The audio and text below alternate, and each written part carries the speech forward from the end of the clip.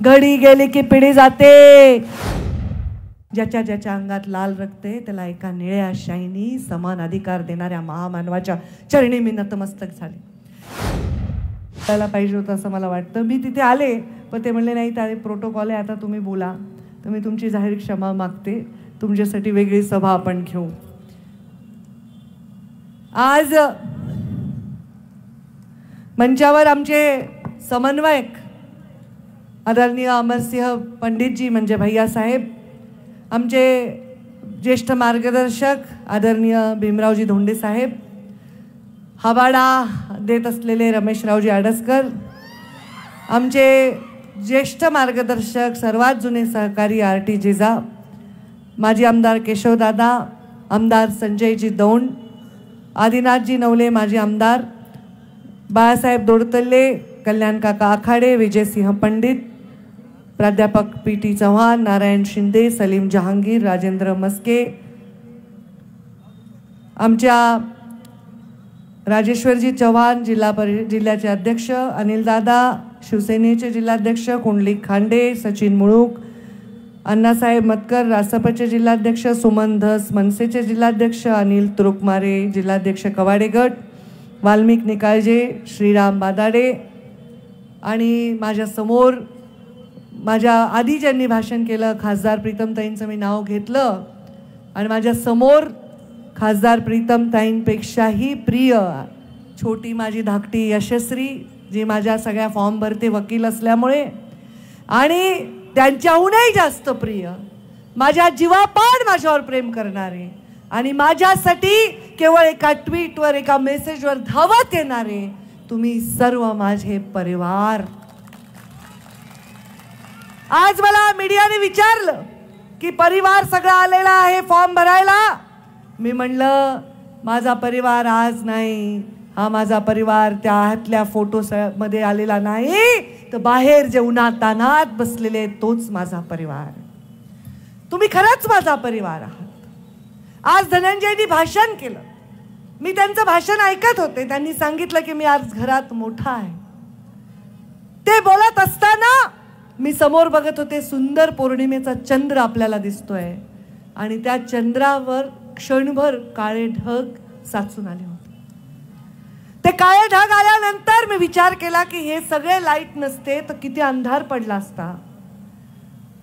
पण ते काळे ढग थोड्या क्षणानंतर लांब गेले तेव्हा तो चंद्राचा उजेड पडला. तसं आपल्या विकासाचं होऊ नये, आपल्या विकासावर काळे ढग जर आले तर क्षणाचाही विलंब न लावता ते बाजूला गेले पाहिजे असा प्रयत्न या जिल्ह्याच्या सर्व जाती धर्माच्या लोकांनी केला पाहिजे अशी विनंती मी या निमित्ताने उमेदवार म्हणून हात जोडून आपल्याला करते. धनुभाऊनी सांगितलं की आता मी घरातला मोठा आहे, तेव्हा मला ते क्षण आठवले 2014 पासून 2024 पर्यंत जेव्हा मी घरातली मोठी होते. माझा बाप भरल्या ताटावरून गेला आणि माझ्या पाठीमागे कोणाही मोठ्याचा आधार नव्हता. तेव्हा तुम्ही माझा परिवार झालात, तेव्हा तुम्ही माझा आधार झालात. तुम्ही प्रीतम, यशू आणि धनंजय आणि आर्यमनपेक्षाही मला प्रिय आहात हे मी आज जाहीर सांगते. कारण माझ्याकडे तुम्हाला द्यायला काही नव्हतं.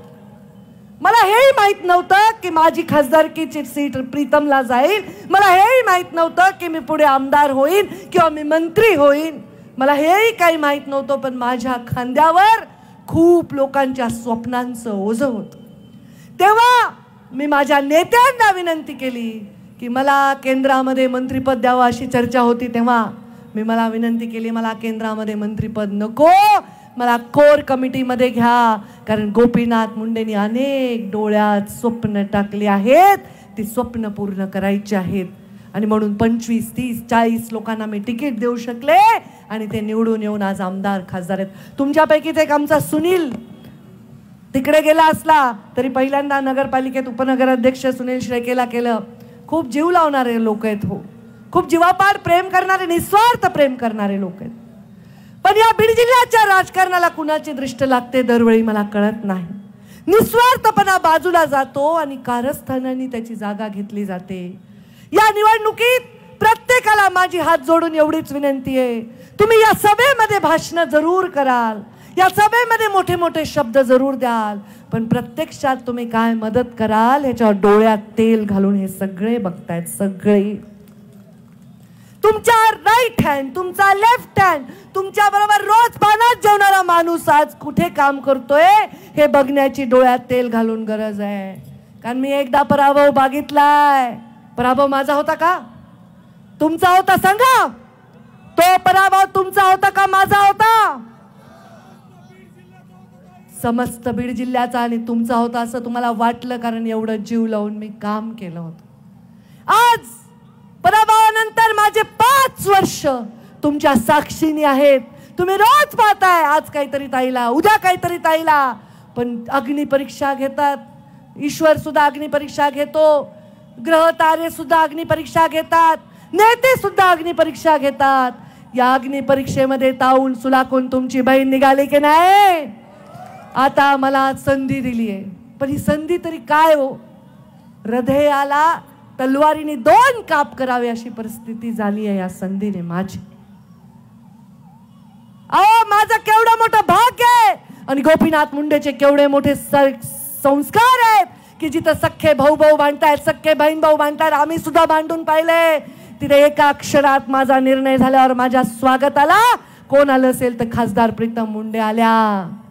कारण ही निवडणूक अवघड आहे, म्हणूनच मी आहे. मी एवढी भाग्यवान नाही. मी आडसकर साहेबांना म्हणाले होते, सोपं सोपं काम मला नाहीच. एक रात्र होती जेव्हा माझ्याकडे बाबा आले, माझ्या घरी राहिला पुण्याच्या, हातात हात घेऊन डोळ्यात पाणी आणून मला म्हणले, पंखू मी खूप एकटा पडलोय, माझं कुणी नाही, तुझं ऐश्वर्यावालं सगळं जीवन बाजूला ठेवून मला 5 वर्ष देशील का? मी लोक का नाही? माझा आर्यमन 4 वर्षाचा होता आणि तो मला, मम्मी बाबा अडचणीत आहेत, तू मी एकटा राहीन, पर तू बाबासाठी जा. आणि मी राजकारणात पाऊल ठेवलं. त्यांच्या अडचणी त्यांना दिसत होत्या, त्यांच्याजवळ लढायला कुणी नव्हतं. ज्याच्या डोक्यावर त्यांनी गुलाल लावला ते सगळे विरोधात उभे होते. माझ्या एकटीवरच डाव खेळू शकत होते. ही सगळी चिल्लर फौज मी जमा केली. छोटे छोटे कार्यकर्ते तेव्हा सगळे आले. सर्जेराव तात्या आले, कल्याण काका आले, तेव्हाचे आमचे रमेश पोकळे, आता थोडे रुसूल लांब आहेत, आणीन मी भारत. खूप कार्यकर्ते आम्ही एकत्र केले आणि या सगळ्यांनी मिळून आम्ही काम केलं. आमचे जिल्हाध्यक्ष राजेंद्र मस्के मागच्या निवडणुकीत त्यांनी फिरले. आमचे राजाभाऊ, तुमचं नाव घ्यायचं राहिलं, राजाभाऊ एवढी तब्येत खराब असून हरून इनामदार त्या निवडणुकीत होते. हरूनच्या घरी मी आणि मुंडे साहेब गेले, म्हणले हरून मला तुझी गरज आहे, म्हणले का नाही? तेव्हा कुंडलिक बापू छोटेसे छोटेसे पोरं आपण ही निवडणूक लढली हो, आणि 12-14 आमदार समोर होते. तर या बीड जिल्ह्याच्या बहादूर जनतेने मला तेव्हा साथ दिली, मुंडे साहेबांना साथ दिली. आता मला भीती वाटते की आज तशी परिस्थिती, एवढे लोक माझ्याकडे, दृष्ट नाही लागायला पाहिजे माझ्या वैभवाला की हे सगळे म्हणतात की पंकजाताई दिल्लीत गेल्या पाहिजे, पंकजाताई यशस्वी झाल्या पाहिजे.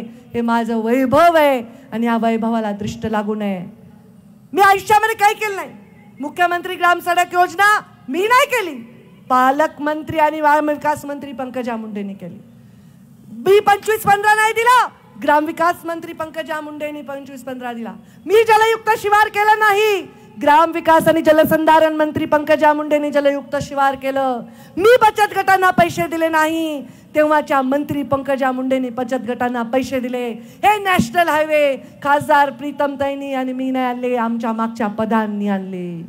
पदाचा संगम जेव्हा नीतीशी आणि नियतीशी होतो, पद ज्याच्या हातात आहे, जेव्हा त्याची नीती स्पष्ट असते, नियती स्पष्ट असते, त्याच्या मनामध्ये कलुषित नसतं, त्याला काही तोडपाणी खाणं पिणं करायचं नसतं ना, तेव्हा या जिल्ह्याच्या मातीचं भलं होत असतं, प्रत्येक जातीचं भलं होत असतं. मी जाणार आहे, सुरेशांना म्हणले तसे, प्रत्येक दारात पदर पसरून. मागच्या वेळी पण मी पदर पसरला होता आणि म्हणले होते, माझ्या प्रीतमला तुमच्या पदरात घ्या, जो राग काढायचा आहे तो माझ्यावर काढा. आता घाबरू नका, मी तुमच्यावर राग काढा म्हणणार नाही, जे सगळे चिन्ह बघत होते. मी एवढंच म्हणेन, पदर पसरून ही शेवटची संधी मला द्या, शेवटची. या जिल्ह्यातला खासदार पुढच्या वेळी तुम्हाला जो पाहिजे तो पंकजा मुंडे रात्र दिवस एक करून घाम गाळून करून देईन, पण ही संधी मला शेवटची द्या. सगळ्या माझ्या मराठा बांधव असतील, धनगर बांधव असतील, माळी समाजाचे लोक असतील, मागासवर्गीय समाजाचे लोक असतील, सगळ्यांना मी पदर पसरून ही विनंती का करायले सांगा बरं. मला काही पैसे कमवायचे वाटतं तुम्हाला? मला नावाची प्रसिद्धीची लालसा आहे वाटतं तुम्हाला? मला एक काटा रुतलाय माझ्या हृदयात. तुमच्याही 4 तारखेला या हाताने मला हार घालायचा होता, पण मला अंतिम संस्कार करावा लागला. मी रडून मतं मागत नाहीये, माझं पुढचं ऐका. मी तुम्हाला म्हणणार नाही पंकजा मुंडेला म्हणजे मतदान म्हणजे गोपीनाथ मुंडेला मतदान आहे, कारण माझ्या वडिलांचा जर चुकून काही अवमान व्हायचा असेल तर तो मी या जन्मात करणार. मी म्हणजे गोपीनाथ मुंडे असंही मी म्हणणार नाही, पण गोपीनाथ मुंडेचे स्वप्न माझ्या डोळ्यात आहेत. जे तुमच्यासाठी होते ते पूर्ण करायची अशी संधी परत येणार नाही. घडी गेली की पिढी जाते. 5 वर्ष मी घरी बसू शकले, पण तळतळ जीव तुटत होता तुमच्यासाठी. मला काही बंगले बांधायचे नाही, मला काही गाड्या घ्यायच्या नाही, मला काही नको. एकच मुलगा आहे माझा, खायला प्यायला व्यवस्थित आहे. माझ्या 2 बहिणी माझ्यापेक्षा कर्मठ आहेत. 1 रुपया त्यांना कशाची लालच नाही. लालच एकच आहे, तो 4 तारखेचा जो अधुरा राहिलेला किस्सा आहे तो पूर्ण करायचा आहे. मला तुम्हाला सांगायचंय, दूध पिल्यावर ताक आहे फुंकून पितं माणूस दूध पोळल्यावर. त्यामुळे ही निवडणूक सोपीच आहे. एवढे लाख देऊ, तेवढे लाख देऊ, सगळं रेकॉर्डवर चाललंय. प्रत्येक जण बोलतोय, पण तुम्ही फक्त डोळ्यात तेल घालून लक्ष ठेवा. इथे प्रत्येक जण जो बोलतोय त्याच्या आजूचे बाजूचे लोक काय करतायत मला सांगा बरं. गेवराई अवघड आहे. भैयासाहेबही आमच्या जवळ आहेत आणि लक्ष्मण अण्णाही आमच्या जवळ आहे. लक्ष्मण अण्णांचं तर पहिलं तिकीट मी दिलंय. मुंडे साहेब नव्हते. या राज्यातलं सगळ्यात पहिलं तिकीट मी जाहीर केलंय. त्यांच्या प्रत्येक सुखदुःखाला मी धावून गेलेले आहेत. आता जर त्यांनी ठरवलं तर गावातले मतं मला मिळणार नाही. आणि भैयासाहेबांनी आणि आमच्या विजय सिंह पंडितांनी जर ठरवलं तर त्यांची मतं मिळणार नाही. आता हे एकमेकांच्या जरी विरोधात असले तर हा निर्णय काही पंकजा मुंडेंनी घेतला नाही ना. निर्णय तर वर झालाय. पक्ष फुटून एक सरकार तयार झाले. या सरकार तयार झाल्यामुळे विकास जरी होत असेल तर प्रत्येकाला स्वतःच्या अस्तित्वाची धाकधूक लागली.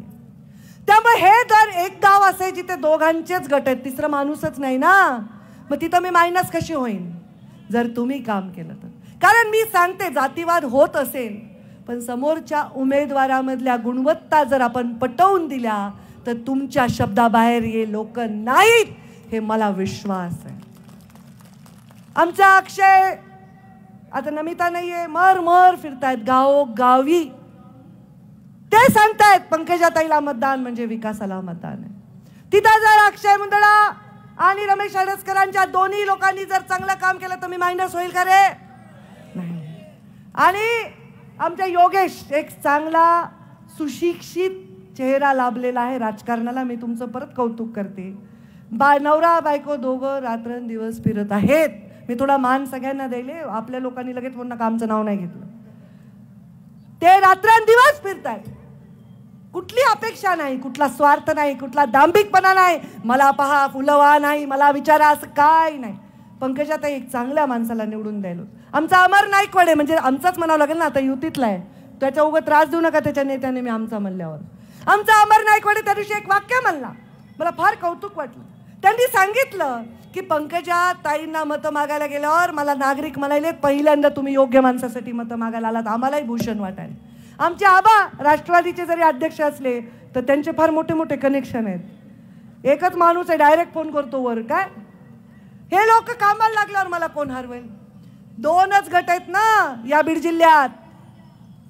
तिसरा एक आहे मान्य आहे, पण त्यांचं भविष्य काय? प्रधानमंत्री होणार आहे का? त्यांच्या पक्षाचा प्रधानमंत्री होणार आहे का? आतापर्यंत या बीड जिल्ह्यामध्ये गोपीनाथ मुंडेंच्या आणि आमच्या विरोधातल्या निवडणुका झाल्या.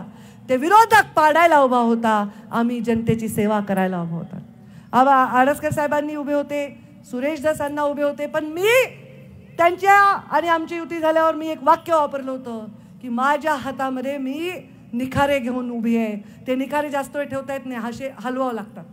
ही लीडर म्हणजे काय साधी गोष्ट आहे का? ते म्हणून मला या निवडणुकीची उमेदवारी आहे, कारण एक सिनियरिटी आहे. मी त्यांना हक्काने सांगू शकते, मी त्यांना रागवू शकते, मी प्रेमाने बोलू शकते, मी त्यांच्या पुढे हात जोडू शकते, पाया पडू शकते. असे नाते माझ्या सगळ्यांशी आहेत, राष्ट्रवादीच्या पण. कारण सगळे आधी आमच्याकडे एकत्र आम्ही काम केलेले. आमच्याकडे म्हणजे माझ्याकडे म्हणणार नाही, अहंकार होईल तो. मुंडे साहेबांच्या नेतृत्वाखाली आपण सगळ्यांनी काम केले. अरे माझ्यासारखी एक बापडी गेली त्या दिल्लीत, तर ओ मोदीजी अशी हाक मारली तर बोला पंकजा म्हणतील की नाही? आता काय मग करावं? काय बिघडणार आहे मी गेल्याने? आहे खूप प्रश्न आहेत, पाण्याचा प्रश्न आहे, रस्त्यांचा प्रश्न आहे, आणखी काय प्रश्न आहेत, सोडवली नाही का मी? जे 75 वर्षात झालं नाही, ते रेल्वे नाही आली, समोरचे म्हणालेत अरे 1 वर्ष लेट झालाय, तुम्ही तर 75 वर्ष लेट झालाय, तुम्हाला 75 वर्ष सत्ता मिळणार नाही. 75 बरं ठीक आहे, खासदारांवर टीका करायला आहात, आमच्यावर टीका करायला आहात, पालकमंत्र्यांवर करायला आहात, पण मला एक तर सांगा, तुम्ही ज्या गटाचे जिल्हा परिषद सदस्य होता त्या गटात सुद्धा पंकजा मुंडे पालकमंत्री झाल्यावर रस्ते आले, तुम्हीच केलेत. पुन्हा इलेक्शन झाल्यानंतर भेटताल, झालं गेलं विसरून जा म्हणून.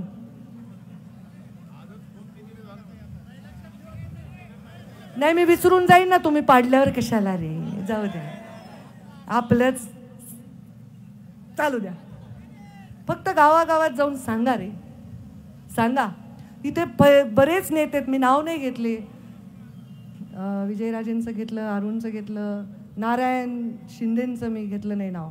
आता त्यांनी जर ठरवलं तर नेकनूर गडबड होईल का हो?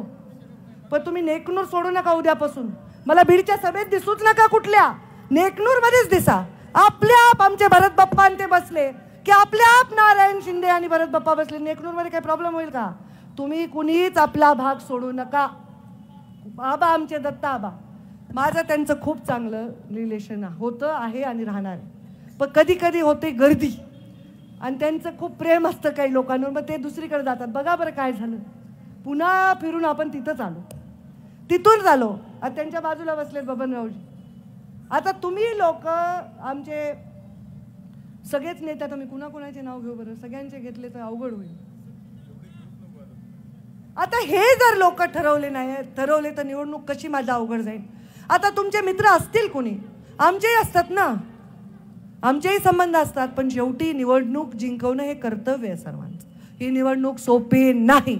ही रॅली भरपूर आहे, ही मोठी रॅली आहे, प्रचंड रॅली आहे, उत्साहाची रॅली आहे. अहो काय रॅली झाली, महामानवाचा मी दर्शन घेतलं, ज्याच्या ज्याच्या अंगात लाल रक्त आहे का, कुणाच्या अंगात पिवळं निळं काळं रक्त, ज्याच्या ज्याच्या अंगात लाल रक्त आहे त्याला एका निळ्या शाईनी समान अधिकार देणाऱ्या महामानवाच्या चरणी मी नतमस्तक झाले. त्याच्यानंतर लोकशाहीर अण्णाभाऊ साठेंच्या चरणी नतमस्तक झाले.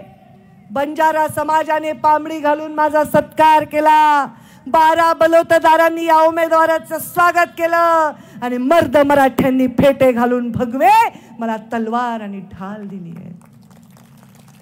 माळी समाजाने आमच्या कांदा मुळा भाजी अवघी विठाई माझी, माझ्या डोक्यावर टोपलन हातात दिलाय विळा. काय रे, आणि आमचा धनगर समाज माळा लावलाय भंडारा, हातात दिली काठी आणि घोंगडी.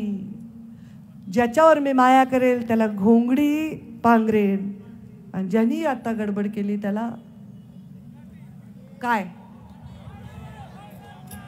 मी दाखवणार का तुम्ही?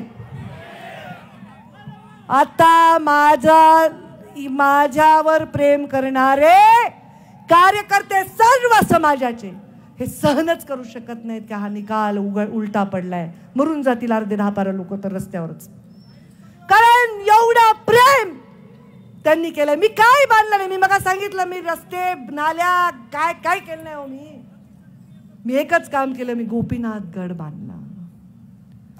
तो गोपीनाथ गड ज्याच्या उद्घाटनाला अमित शहा आले आणि माझ्या मंचावर आदरणीय आठवले साहेबांपासनं, तेव्हा एकनाथ शिंदे माझे सहकारी मंत्री होते, आता मुख्यमंत्री झालेत, सर्व नेते आले होते.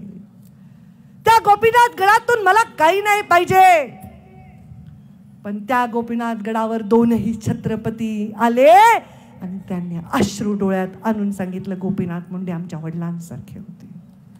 अहो, त्यांना सुद्धा राजकारणापासून दूर ठेवलं जात होतं. पहिल्यांदा कुणी संधी दिली आठवा?